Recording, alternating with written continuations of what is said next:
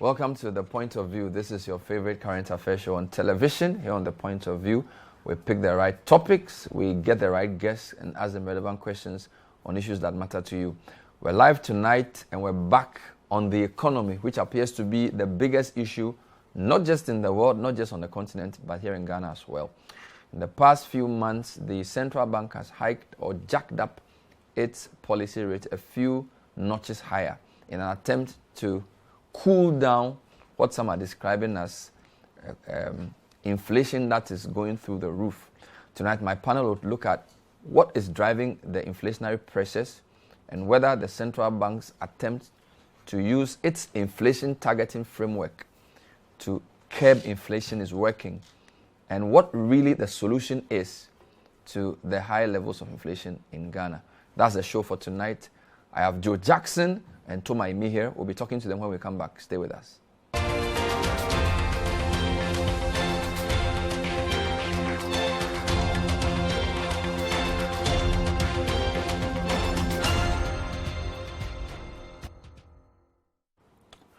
Welcome back. So tonight on The Point of View, we ask, what is driving inflation up so quickly? If you look at our plans in terms of our inflation targeting, the band was plus or minus 2 of 8. And over a year ago, inflation was below 10. Now it's 23 point something percent. And it keeps rising. So first question, what is driving inflationary pressures? Second question, is the central bank's method of trying to control it working? I'm going to show you a chart. It traces inflation for the past 2 years and also traces the central bank's policy rate. Policy rate is a bit flat, but getting to February of this year started going up because inflationary pressures started moving really quickly up. So it seems as if the central bank governor is using the higher policy rates to try and cool down inflation. Will that work? Some people think the inflation has multiple causes, and using a monetary approach to try and curb inflation is only half of the story. Then we'll also find out what's the real solution to the rising prices. We'll be discussing all of that. In studio, I have Toma Imi here. Toma is a business journalist. He works with a number of papers. Go Street Business, for which he's written a very interesting article about this issue. Toma, good evening. Good evening, Bernard. It's good to have you. How are you doing? I'm doing fine, thank you. Fantastic. We also have Joe Jackson of Dalex Finance, and he's also been concerned about these issues. Joe, great to have you. Good evening. Good evening. Good to be here. Brilliant. I wanted to show you guys what our news team had put together in terms of the interest rate versus inflation chart. That will set us off. So this is what we have. From August 2019, the orange chart is the policy rate. That's what we call it. The policy rate the central bank announces. It even came down. You see, so you had in 15-ish, came down to around 13.5-ish, all the way flat, all the way to April last year. It was still doing flat, came down, and then from February of this year, it just made a quick dip up. If we add the latest announcement of April and then May, it's gone way up. Inflation, on the other hand, had always been below that rate. So the blue line had been below the orange line from August 2019 all the way to October 2021. Then it started going up. It started going up. And now if I show you the behavior between February this year and May this year, I think I have that chart. It tells you that inflation has started going up very steeply. And it's, yes, there you have it. So from January this year to April, inflation being the blue line. Again, I use the interest rate as a generic term. This is the rate they announce, the policy rate. You notice inflation started widening. All right. Then there's a third chart we did, which I don't know if it's useful for you for your analysis tonight. We just decided to just pick the T-bill rates, the 1 year T-bill rates, and just add it to this to see what's happening.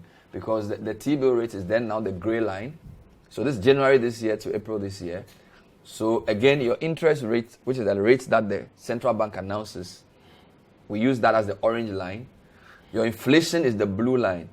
So inflation after February became higher than your T-bill rate. So these are the basic facts. We can come back to this. So the first question I want to ask both of you, what is driving the blue line up so quickly? So if you go back to the original chart, guys, go back to the original chart, just to show that from, yes, inflation. February, March, April, inflation just took a dip, boom, started going steeply up. Let me start with Toma. You've been writing about this. What is pushing inflation up? Why is the blue line going up so quickly? Well, there are several factors, Bernard. One, of course, is monetary. When COVID came, governments all around the world engaged in monetary easing to make cheap money available in order to keep businesses running, keep investor confidence up. All right. Now, at that time, because of certain factors, there was the net output gap, as they call it, was narrowed. Okay. So in fact, it widened. So governments around the world were able to pump money into their various economies without creating inflation because economic activity was down. Now that the economies around the world are rebounding from that situation, you have a situation where all that money that was pumped into the various economies is now chasing after the factors of production because machinery, factories are reopening, and there's demand for people, for labor, there's demand for land, there's demand for, all the factors of production. Okay? Which is why you notice that it's not just in Ghana.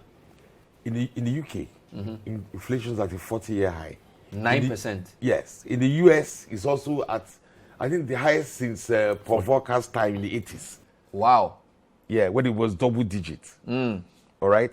So that part of it is something that has affected all the countries that engaged in monetary easing during COVID, which is virtually so you're the entire saying the world. first reason why inflation is rising is a monetary issue? It's a monetary issue. You agree with that? The first reason is monetary. Yes, but be careful, because when you say monetary, you want to differentiate between monetary internal and monetary global. Can you explain? Okay, so it is a monetary issue for everybody else, but here it is an imported thing. Okay. Because we didn't have that much monetary easing in Ghana. And for one of the things that is clear is that money supply, if you had plotted this against money supply, you'd have seen that money supply is actually fairly flat. Oh, so it's not as if we're printing more money or making more money available. No. So ours is monetary but imported. Well, the cost in the other countries is monetary. But even be careful. It's a combination of supply bottlenecks. Remember that after COVID, one of the things that happened was that people could not produce as fast and as quick as they wanted. Even as we said, when you talk about supply bottlenecks, the US is so short of baby food that it has gone to Germany to airlift baby food to fix its shortage. Point being that all around the world, prices are rising. China too was a big driver of dropping prices. China too is in trouble. So everywhere after COVID, there are problems. There are two problems. People pumped in money. So, like he said, there was a monetary issue. Number two, as production tried to pick up after COVID or post-COVID, now the supply is not there. So increasing demand has led to that inflation. I wanted to show the chart and ask another quick question. Why February? Because if you can go, guys, you see, inflation was fairly. This is Ghana, by the way. It was up and downish, but I think from around June-ish last year, started an upward trajectory.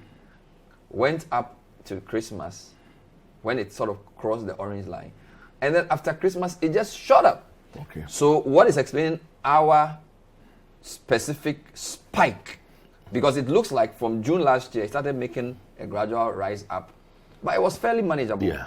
But then post-Christmas, it crosses the orange line, just starts going. So let me start with Toma again. Okay. What is leading to the spike post-Christmas? February. Okay. First of all, let me come to one general problem that also had. You notice that even though the CD depreciated seriously, and we'll come to that here, even though the CD depreciation is a major cause, that was where you had the imported inflation. CD depreciation, imported goods went up.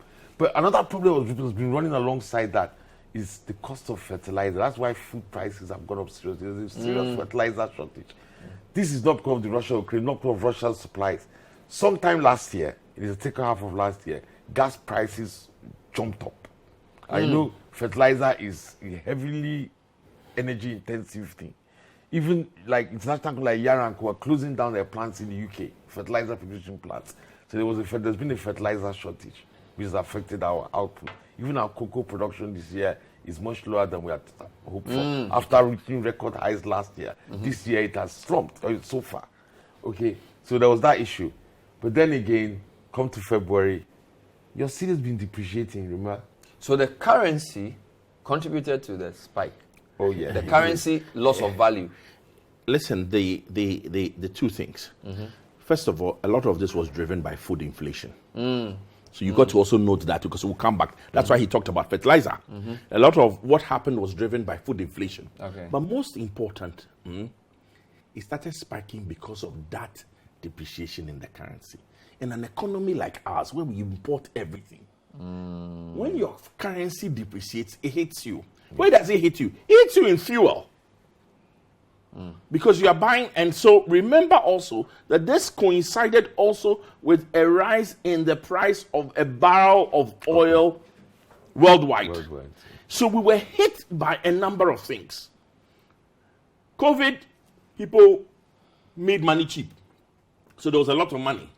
Post-COVID, there was the supply bottlenecks. Then internally, everybody is facing inflation. Then our currency crashed. And remember, our currency crashed because of issues to do with the perception that we will not be able to pay our debts. So people moved money out. Portfolio investors. Yes. The downgrade. On our economy. And I want you to note that, because we'll come back to that again. That is also a key driver in why the rates are going up. So what then happened was, we were hit by imported inflation. Then fertilizer was hard to find, but we owe our fertilizer importers. We owe them huge sums of money. Remember that even the Minister of Agric had a press conference to tell everybody that, Charlie, if things don't go well, don't blame me. So that was that little battle between he and the finance guy, where it was like, why are fertilizer people not being paid? And he says it's not his fault, it's finance guys who are doing that. So think about what has happened. I import fertilizer. I bought dollars at a certain rate. I haven't been paid. So I still owe in dollars. Remember, fertilizer, very little fertilizer is produced here. Then on top of that, interest rates on my debt are giving me a bad headache. So when there's a shortage and I need even more money to buy, am I going to be buying more fertilizer that easily? No. We face a situation where there is a fertilizer shortage feeding into local production. And there is an interest, a foreign, the cedi depreciation feeding into imported production. Our wahala is plenty. That's not the only thing. So you're saying there are multiple things. You are saying generally there's a global inflationary pressure. And because we are import dependent, we imported some of that inflation. Yes. And some of that was post-COVID production increases. Nobody's fault. That's why US, everybody has higher inflation. And but then you're saying that locally, there's the fertilizer issue, which fits into the food issue because global food price has also gone up. A lot of the inflation was food driven. Yes. That was the second point. Then you said the third one was the currency depreciation because of the portfolio investors deciding to disinvest in Ghana, leaving our currency to tank further, leading to more important inflation because the currency is performing worse. So those are the three main factors. But I want to throw in one more factor. Yes. For the food. Oh God. See, despite what government tells us, we still import a lot of food from neighboring countries. Now you have closed down your borders, your land borders. Even when you open your air borders, you have closed down your land borders, which now made the cost of importing food higher because you bribe more, even for informal sector people who are bringing in goods illegally anyway. It's one thing to bribe customs to get food across the border informally when the border is open. And it's a different thing altogether to get food across the border informally when the border is closed. So the costs went up. That was why when the food inflation became really acute, government now opened the land borders. Can I add? That's interesting. I never thought about that. Can I add one more factor to make your life harder? In the Sahel region, I'm talking Burkina, North Nigeria, Mali, Niger, all the way to Senegal. Guess what has happened? Insecurity. Drought. Serious. This is the worst famine they've had in over 10 years. It is so bad that the World Food Organization estimates that over 20 million people are at risk.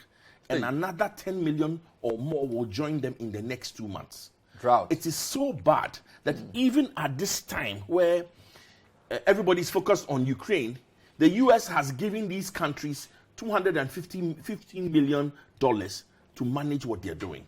So, sit here.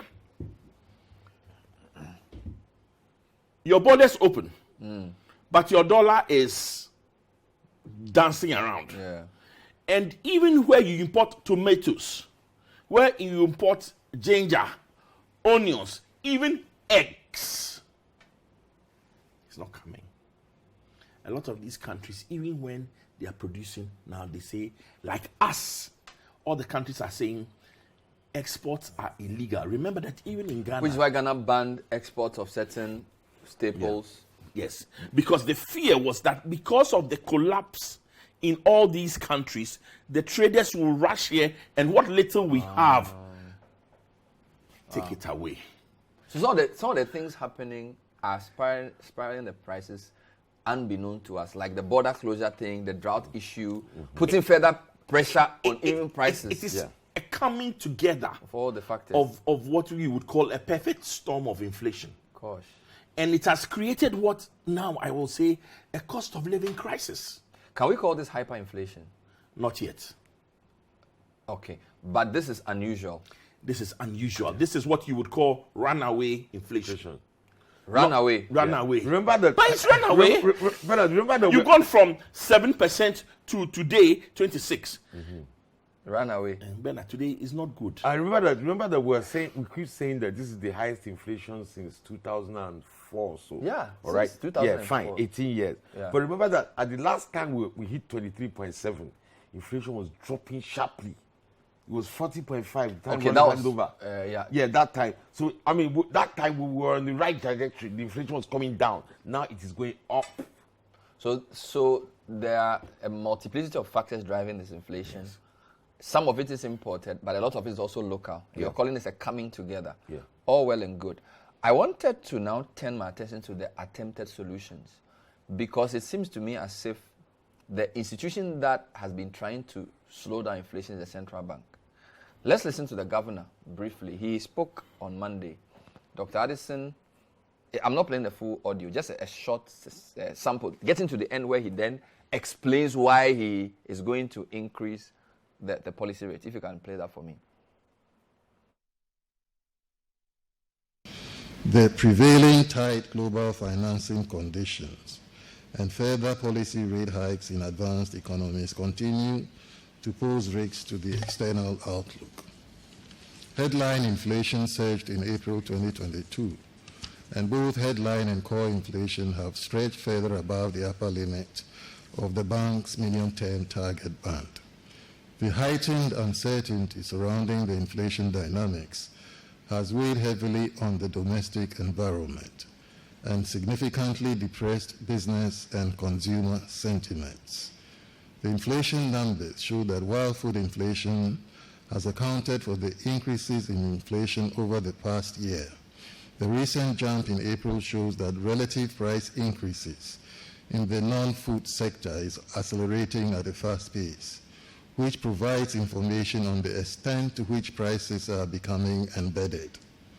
The bank's latest forecast shows a continued elevated inflation profile in the near term, with a prolonged horizon for inflation to return to the target band. Inflation expectations by consumers, businesses, and the banking sector have also heightened.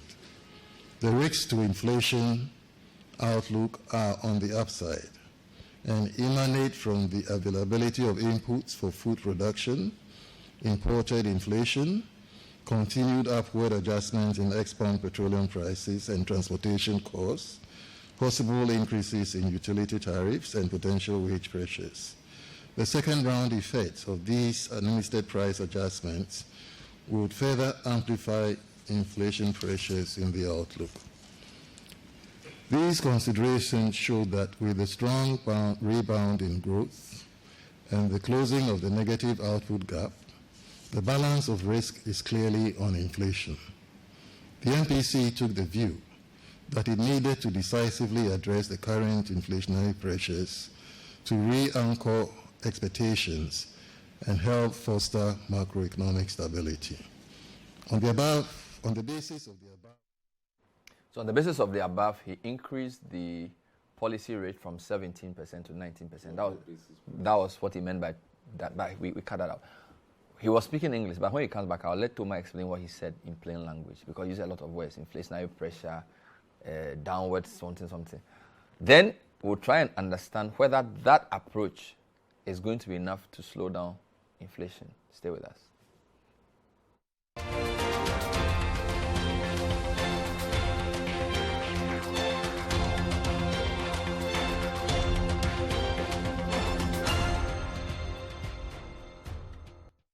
Welcome back. Tonight on The Point of View, we're trying to understand why inflation is rising so rapidly. We've explained that. We want to now examine whether the approach of the central bank is going to work. We just aired quickly before the break what the governor said. He basically says, because the balance of risk is tilted on the inflation side, he would risk economic growth and deal with inflation. And he raised the policy rate from 17 to 19%. This is like the third increase in as many months. Thomas, is that what he said? And let's understand the English he spoke. Is that how that's what you he understand? said? I happened to be there at that. You end up at that. Was at that press briefing.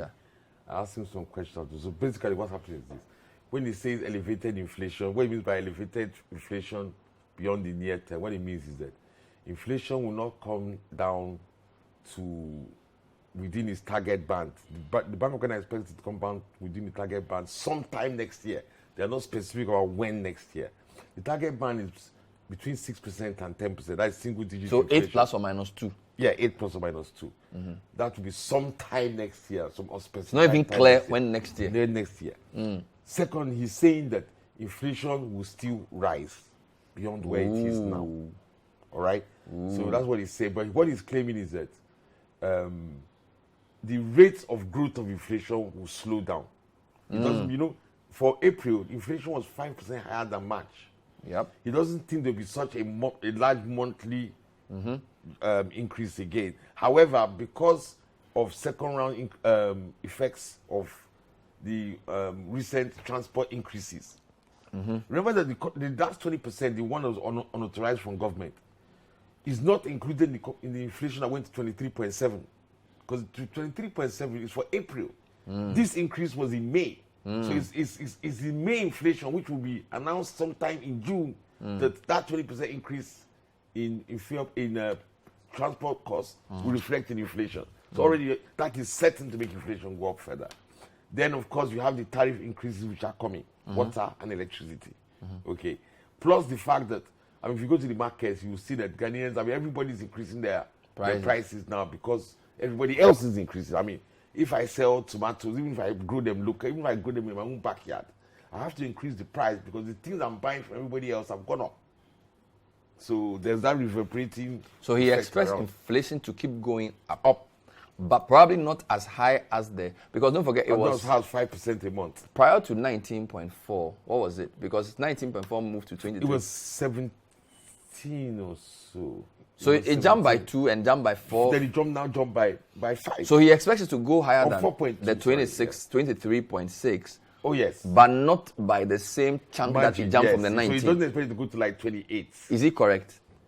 I'm not sure about that. So you think he's probably in Go Street, I gave reasons why it could easily go up by about the same margin. So we could get to May. Probably like 27-ish. 27, 28, yes, we could. You are serious? Based on your analysis? Yes, we could.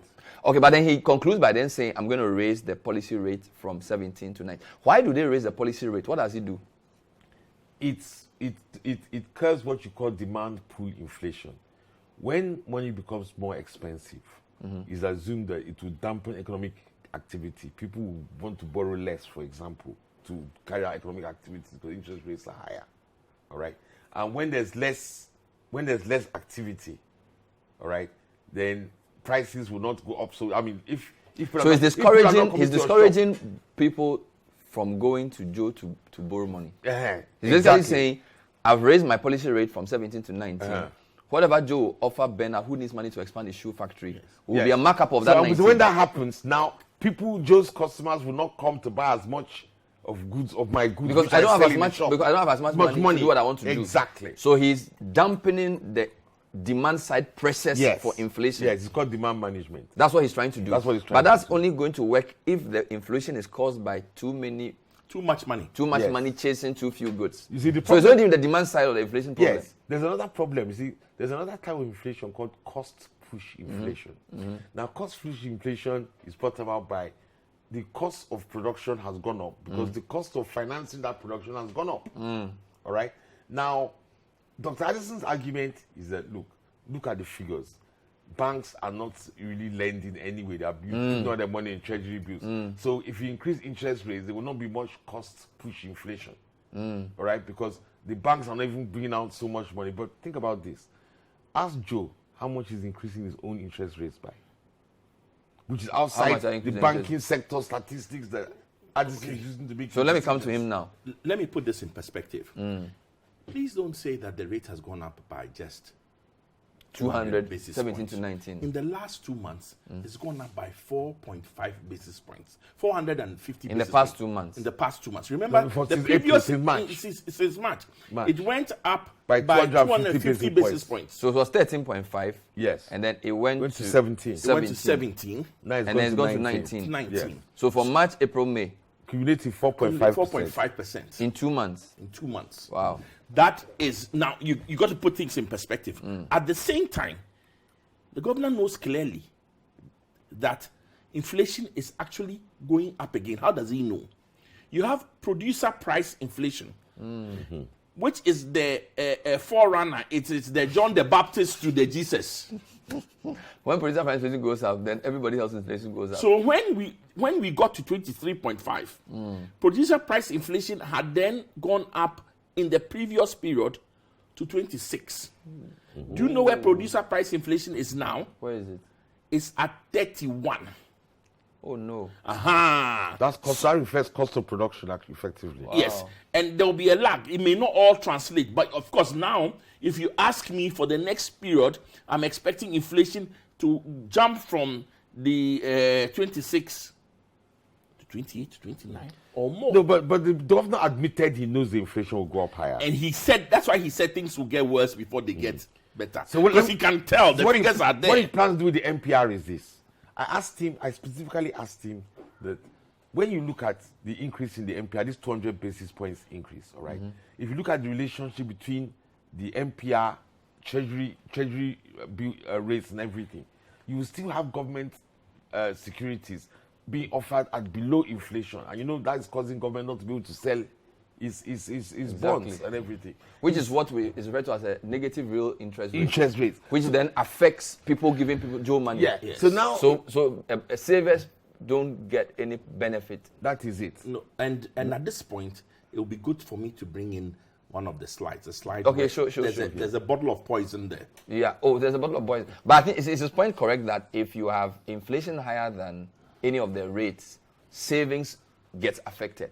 Yeah, because you can't have to keep the cash in your because the basic English is that if the rate on the market is 17% and inflation is 20%, if somebody gives you money to lend to me, inflation will eat away whatever he gets. Yeah, so it costs better to just buy your goods he has and keep to them. Push his rate to the point where all of us have to push our rate, because right now I have to give you more money to compensate for the loss for the inflation. So he has to push up the rate. Okay. Now here is the question. The medicine more painful than the illness? Okay. Hey, what's that? Okay, now let me explain. What is the medicine? The illness. The illness is the runaway inflation. Yes, that's it. And the cost of living crisis we are facing, where everybody is suffering. Yes. His medicine is that I will increase the rate. By increasing the rate, that's two critical things for us. The first thing it does is that increasing the rate means people won't borrow, so the economy will slow down. So the risk is that it's like you're treating somebody with cancer and you're treating with chemotherapy.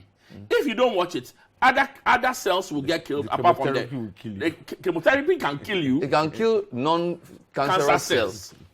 The first danger we face is that this slowdown in the economy may hit all of us. So in a time when we are just coming out of COVID, where we are just freeing up a little, he has put a brake. He's pulled the handbrake on the economy. Well, since Dr. Allison is not here, when he finishes, I'll give you Dr. Allison's reply to both of these things. Fantastic. Then the bigger issue is this. He says the banks don't lend.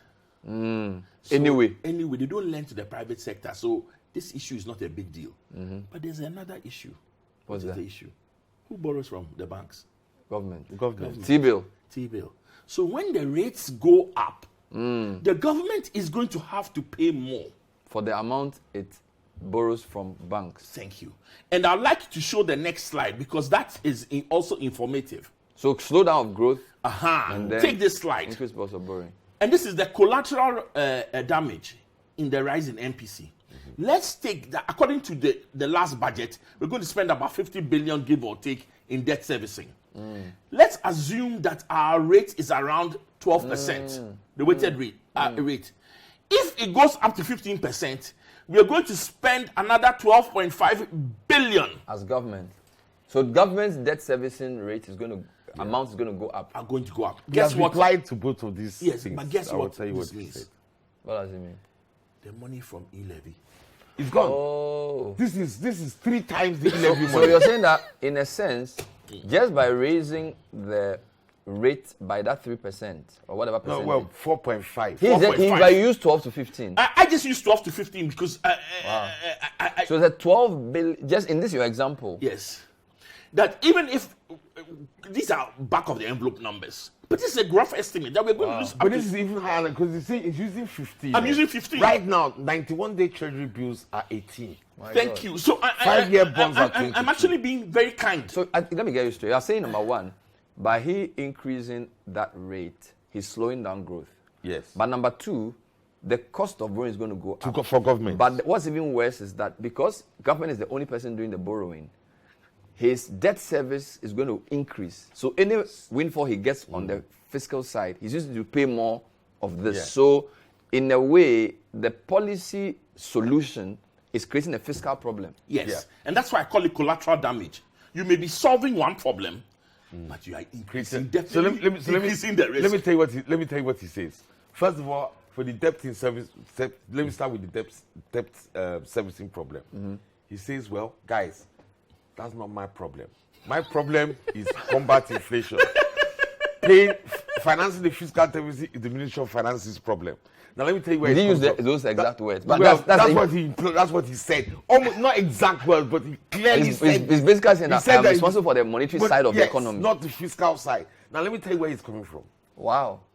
Since even before COVID started, that's interesting. Addison was not satisfied with the rate of fiscal consolidation. He felt government was spending too much. He didn't say it so overtly because at the end of the day, his government appointed him. But he said it it was clear to us. When you listen to what he said, clear, yes, he felt that the fiscal consolidation was not be done faster.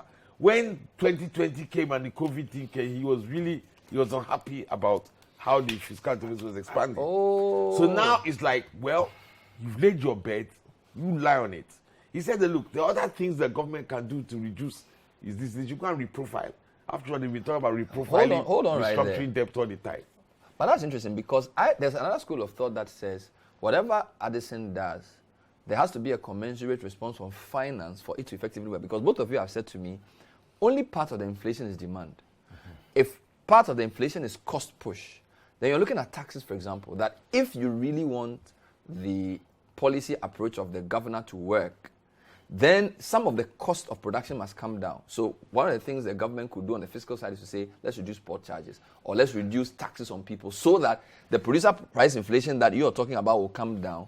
Then it will reinforce so he cools down the demand issue. Then the supply side is within the remit of the finance guys. Yes. So two things. You are saying he said, I didn't cause this problem. But is he also saying that finance minister must on the fiscal side reduce taxes so that the effect of producer price inflation can come down, so that the inflation will actually come down, because now solving only one side of the equation. Alternatively, you can increase taxes and get more revenue to bridge your fiscal gap. But if you increase taxes, what he's saying you're going to cause more. But what he's saying is that's up to Ministry of Finance. It doesn't But to be fair, are you saying the ball is in the court of finance ministry based on where we are now? Yeah, that's what he's saying. I'm just saying what he's saying. that they are between a rock and a very hard place, or between the devil and the deep blue sea. Because remember that when you talk about February, what happened in February? Increased taxes. Yes. Across board for all government services. Yes. Increased demand for wage increases. So you see, that's why I call it the perfect. Everything is feeding into each other. But wages didn't rise that much. It was just taxes that went up. Yes, but you see, it's little thing. A bit from Ukraine, a bit from COVID, a bit from this. Fertilizer, a bit from that. Downgrades. The import tax. I'm just saying. And remember that the government needed the taxes also, because if he hadn't done the tax, the investors, those who bring money into this country, would have been even more disappointed. But hold on, that does it not depend on the tax? Because you see, if you tax, say, my income, or you tax my property, it's not the same as taxing, raising. Like somebody bought some stuff from the airport, from the port, and showed me about 19 taxes, and this person is importing an input. You've also brought up producer price inflation. A lot of our inputs are imported. So my point is not against tax increase, but my argument is that if you just raise the tax, that then feeds into the cost of production, you are worsening the inflation. Whereas you could say, I'm going to tax house property, which doesn't necessarily affect cost of production, but still can solve the problem. So so my argument is that the ball is in the court of the finance minister, not that he shouldn't raise taxes, but he should raise taxes in a way that is non-inflationary. Yeah. Which I think he's not doing. Because if you have 19 taxes on imported inputs, it's going to feed into inflation. But if you said all the rich guys in cantonment, I'm going to tax your houses by 10%, or I'm going to even tax incomes, right? That's not as inflationary as... Why would he do that when he's one of the rich guys? I've sat in this place and I've said, we need but that's cynical, right? National property tax to help bridge the gap. You see, unfortunately, you've put the nail on the head. What we are facing is a combination of taxes of a certain kind which have caused inflation, a depreciation in the cedi, COVID. Remember that an increase in fuel, because there's another thing you have to bear in mind. For locally produced food, the interesting thing is this: the farm gate prices, the prices at which the farmers are selling, it actually hasn't gone up that much. It is the cost of logistics, of transporting the food. That has gone sky high. Let's pause there. We'll come back and deal with that. This is still the point of view. We're talking about the monetary side of the inflation, and it seems as if the ball has fairly been hit into the court of the finance minister. What are his options? Do we need to call a meeting, lock the two of them in a room and say, guys, if you don't work with each other, you're going to kill Ghana? We'll be right back. Stay with us.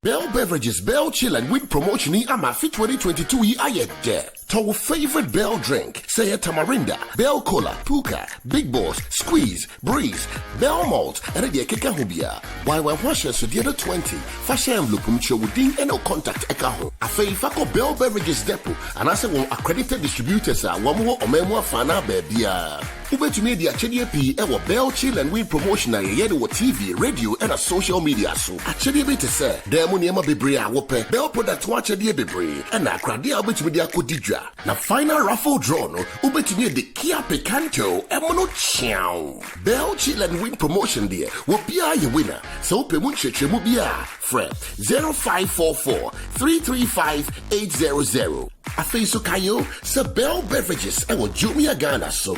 FDA, Agigredient Kratoi Atom.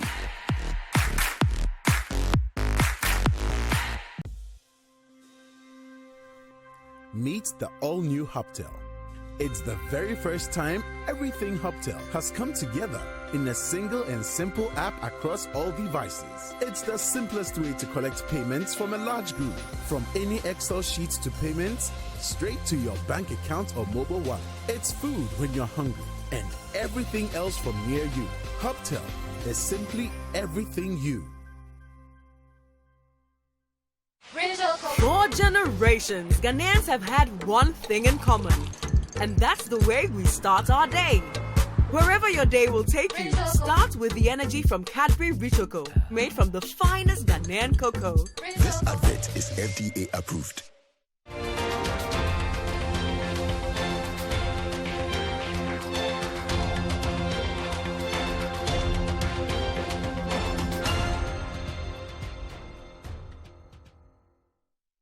Welcome back. So tonight we're trying to understand where we are. Multiple causes of inflation. Central bank using the inflation targeting approach, raising the policy rate to try and cool down demand pressures. Only working to an extent. Inflation is going to keep going up. Both panelists agree. But there's a problem. What's his name? Joe Jackson is saying the effect of Dr. Addison's decision is going to make it more expensive for the finance minister to service his debt. But Thomas is also saying, on the contrary, some of the taxes that the finance minister has imposed is now affecting monetary policy's ability to work because they are imposed in the wrong place. So he says we are between a rock and a hard place. Okay, so if you are the president of the country now and you are listening to this show, in a way, both finance minister and governor don't seem to be on the same page. Clearly, from an outside perspective, they seem to be working at cross purposes, at least based on what we've just said. They don't seem to be complementing each other in their policy choices. Again, if you look at the governor's speeches, he seems to be warning the fiscal authorities of an impending problem, and they have not listened to him. So what is the solution? What should the president say to them? That, guys, what are you doing? Or should he sack both of them? Or should he say both of them should come and work? What should he do? Okay. If I was the president and in this tough situation, I will actually do something very different. Okay. We face a cost. The real effect of inflation that is hitting us is the cost of food. It's the cost of food. If you can address the cost of food, things will calm down a bit. It won't make, we're not going to get out of this problem without pain. But if I have something to eat, then we can start to negotiate about what to do. An inflation basket, anyway, 50% is food. It's food. So food is the most important driver. So of I will go and say, how do I make food cheaper? Okay. Yeah. For one, any tax on imported food, I'll scrap it. Hey. So we should start, but brother, once you do that, it means that local food producers are also going to suffer. No, I'm coming. Local, you see, they complement each other. You can do it selectively for certain goods. But right now, the worst thing you can do when things are going up, when prices are going up, bread is going up. Bread is going up because wheat has gone up. So wheat is imported mostly? Yes, it's all imported. Do we grow wheat in Ghana? So I will take tax off wheat flour. So bread prices can come down. So the bread prices can come down. What about imported rice? I will have to do something similar. Then what happens to the local rice farmers? How do we do import substitution? Now, what happens to them? All of that? No. Listen, you are in a crisis. Oh God. You are in. That's why I say there's no pain. In addition, remember we said that farm gate prices are not as high as market prices. So it's transportation. I will fix that. How do I fix that? Already the rains are coming. Problems. I'll have a special task force. What is their remit? To just bring the food. And then grade the roads, bring the food. To make the okay, I get you. You see, listen, even though we say they are at different parts of the coin for finance and listen, they all have their own tremendous pressures. That's why we say each of them is between a rock and a hard place. But the issue is that the Ghanaian is suffering. Tackle the suffering. But I want to think about that. You are saying that if you reduce the rate at which food prices are going up, you've hit at one of the key drivers of the inflation. It is 50% of the basket. And you're saying that so things like flour, which are imported, reduce the tax. Yes. Rice. Rice. Sugar. But wouldn't you be hit? Chicken. Wouldn't Ken say, well, this is where most of my revenue comes from, the ports. So you're saying, and don't forget, I want to borrow. So once my revenue profile is coming down, slap it on something else. Slap it on cars. Chase after property. You see, the thing is that right now I'm between you want so push food prices down, even if it means losing revenue in the short term. In the short term, so that you bring inflationary pressure down. So you can bring down interest rates. But the inflationary so bring pressure down the cost from of borrowing. food, some of it is external, like wheat. But taking the taxes off will make it still. You see, bear in mind, there's no way we are going to escape this without pain. You can only alleviate it. So you think we should eat our food? Do you agree with him? Food. It says food first. Bring food prices down, then everything else can fall in place. Well, one good thing coming is that, look, normally every year when the harvest comes around July, August, September, it depresses food prices. But there's a behavioral problem here. All right, even things that grow here, right here, even in Accra, look at how the prices are going up. Because people are like, the price of this is going up, the price of that is going up. Therefore, I have to increase my own prices. That is the problem you're going to still face, even with what Joe is saying. Because people, when you bring down the cost at which they get the food at the market, on their stores here, they are now looking to use the lower cost to increase their margins rather than bring down the price. Come in here? That's the problem. Why your task force needs to get into logistics is that you've got to reduce the power of the market queens and their ability to control the market and take higher margins. So here, you see here, we are not going to go into any fancy, as I say, fancy demand this, that. And so find a way of getting the food to town without it going through these people who hoard it and increase the price. Yes, thank you. Then when you do that and food prices stabilize, inflationary pressures reduce, then everything else can be dealt with. Everything else can be dealt with. Otherwise, what you face is a population that is increasingly going to be hungry and angry. And angry. Thank you very much, Thomas. So it's surprising how our words always go together. But wouldn't local production of food, for example, flour, if you said let's use cassava in bread, I mean, instead of importing wheat flour. This is something we shall be looking at for a long time. You see, what Joe is saying is something that will address the problems now. Because I'm not talking about the longer term problems. The longer term problems, we have to work on them. But now, right now. But this is another problem. Now that you've not paid fertilizer suppliers and the fertilizer is so expensive, it means that local production of food is going to suffer. Yes. So it means that your food import dependence is going to go up. Which means that all that you've tried to do in the past 4 years, planting for food and jobs, 1D, 1F, you've basically thrown all of that away. That's why we are saying all of that is gone because that's why things are going to get worse before they get better. And that's why you must tackle this at the place where it has the greatest impact. Yeah. Food. Yeah. Wow. Food. But do you think the finance minister and the governor should be called to speak to each other more often? Oh, that is obvious. That is obvious, but that's the easier thing to say than that. If they speak to each other and they go along the same course, nothing will change. So the food thing has to be from the highest level. The food thing has to be from the highest level. But the Agri Minister said we have enough food. Please. He said we've produced food. Plans for food and jobs is a success. I beg you. The finance minister also said that the Chamber of Agribusiness asked him to resign. Yeah. Yeah. The same agri minister told us that now we're a net importer of tomatoes.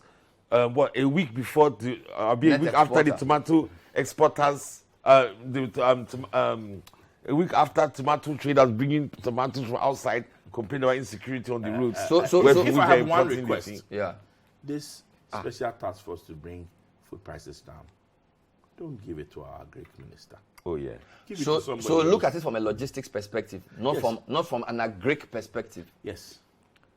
So it's a transportation issue. It's a value chain issue. Wow. So transportation is a key part for the immediate issue. But that's immediate. This is a task force. I'm not talking about. This is like when in 79 or 83 went to evacuate cocoa. Set up a task force to bring food to town. You cannot increase food production overnight. No. But you can reduce the cost of bringing it to the markets overnight. Wow. And this is the problem. So what's happening to your business? Are you making money? Let's put it this way.